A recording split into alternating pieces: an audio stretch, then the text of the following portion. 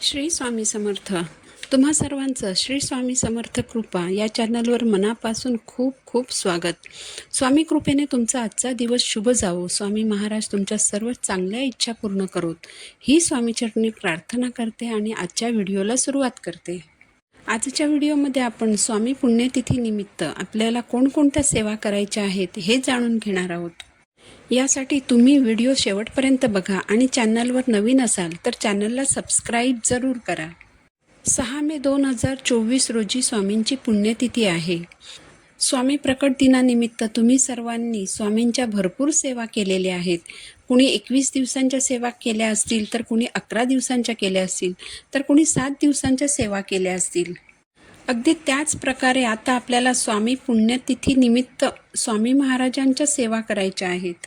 अर्थातच प्रत्येकजण आपापल्या वेळेनुसार आणि शक्तीनुसार सेवा करणार आहे. काही जणांनी 21 दिवसांची सेवा सुरू केली असेल, तर ज्यांनी 21 दिवसांची सेवा सुरू केली नसेल त्यांनी 26 एप्रिलपासून ते 6 मेपर्यंत स्वामींच्या 11 दिवसांच्या सेवा करायच्या आहेत. असं अजिबात नाही की तुम्ही स्वामींच्या 21 दिवसांच्या किंवा 11 किंवा 7 दिवसांच्या सेवाच करायला हव्यात. तुम्ही कितीही सेवा करू शकता. तुमच्याकडून जेवढी घडेल तेवढी जास्तीत जास्त सेवा तुम्ही करायची आहे. तुम्ही जितक्या जास्त सेवा कराल तितका तुमचा सेवेचा बॅलन्स वाढणार आहे आणि आपल्याला सेवेचा बॅलन्स जास्तीत जास्त वाढवायचा आहे. हा जो सेवेचा पुण्याचा बॅलन्स असतो तो तुमच्या संकट काळात तुमची साथ देतो, तुमच्या बाजूने उभा राहतो, तुमचं रक्षण करतो. स्वामींची कृपा तुमच्यावर राहते, तुमच्या गुरूंची कृपा तुमच्यावर राहते. तर स्वामी पुण्यतिथी निमित्त तुम्हाला कोणत्या सेवा करायच्या आहेत? सगळ्यात पहिली सेवा म्हणजे स्वामी चरित्र सारामृताचं पठण करणं. तुम्ही 26 तारीखपासून सारामृताचा रोज एक पाठ केलात तर स्वामी पुण्यतिथीपर्यंत तुमची 11 पारायणं पूर्ण होतील.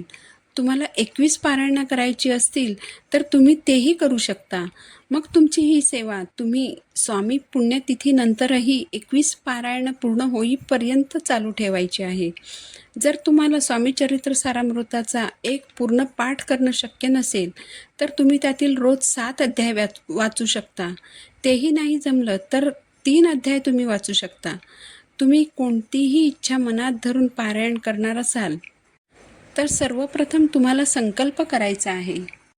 आता संकल्पयुक्त सेवा म्हणजे काय, तर आपण स्वामींना दिलेलं स्वामी सेवेचं हे वचनच असतं. संकल्पयुक्त सेवा केल्याने आपण आपल्या सेवेशी प्रामाणिक राहतो, नियम पाळून सेवा करतो. त्यामुळे अशी ही सेवा लवकर फलद्रूप होते. जर तुम्ही संकल्पयुक्त सेवा करणार असाल तर सेवा सुरू करण्यापूर्वी स्वामींच्या एखाद्या जवळच्या मठात, केंद्रात अथवा मंदिरात जायचं आहे. मंदिरात जाताना एक नारळ घ्यायचा आहे, 2 अगरबत्ती अथवा अगरबत्तीचा एक पुडा घ्यायचा, पिवळं फूल घ्यायचं. हे सर्व घेऊन मंदिरात जायचं. सगळा प्रसाद स्वामींना अर्पण करायचा. स्वामींना मनोभावे मुजरा करायचा. स्वामींसमोर नतमस्तक व्हायचं. स्वामींना अनन्य भावाने शरण जायचं. स्वामींना मनोभावे प्रार्थना करायची. तुमची जीही काही अडचण असेल ती स्वामी महाराजांना सांगायची. जर तुमच्या जवळपास मठ अथवा केंद्र नसेल तर तुमच्या देवघरातील स्वामींच्या फोटो अथवा मूर्तीसमोर नारळ, फूल, खडीसाखर अर्पण करायचं आहे. स्वामींची कोणतीही सेवा करण्यापूर्वी तुमच्या घरात स्वामींची मूर्ती अथवा फोटो असणं आवश्यक आहे. संकल्पयुक्त सेवा करणार असाल तर सर्वप्रथम संकल्प करायचा आहे. संकल्प करण्यासाठी हातामध्ये थोडंसं पाणी, एक फूल, अक्षता घ्यायच्या आहेत. त्यावर थोडंसं हळद कुंकू टाकायचं आहे. आपलं नाव आणि गोत्र सांगून तुम्ही जी सेवा करणार आहात ती किती दिवस करणार आहात आणि कोणता प्रश्न सुटावा म्हणून करणार आहात तेही सांगायचं आहे. म्हणजे तुम्हाला नोकरी लागत नसेल, तुमचं लग्न होत नसेल, तुमचा व्यापार नीट चालत नसेल, तुम्हाला नवीन घर घ्यायचं असेल, तुमची जीही कोणती इच्छा असेल ती इच्छा पूर्ण होण्यासाठी तुम्ही स्वामी महाराजांना सांगायची आहे.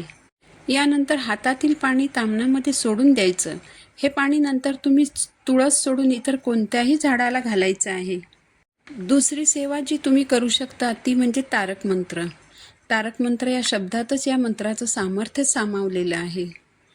तारक म्हणजे तारणारा. तारक मंत्रातील प्रत्येक शब्द हा आश्वासक आहे, विश्वास देणारा आहे. विश्वास हा की स्वामी आपल्या पाठीशी आहेत. तर या 11 दिवसांच्या कालावधीत तुम्ही रोज 11 वेळा तारक मंत्र म्हणू शकता. तिसरी जी सेवा आहे ती म्हणजे श्री स्वामी समर्थ या षडाक्षरी मंत्राचा 11 माळी जप करणं. आता वेळेअभावी जर तुम्हाला 11 माळी जप करणं शक्य नसेल तर तुम्ही 5 माळी जप करू शकता किंवा 7 माळी जपही तुम्ही करू शकता.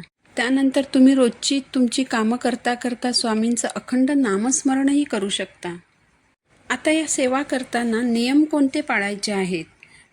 तर तुम्हाला ब्रह्मचर्याचं पालन करण्याची गरज नाही.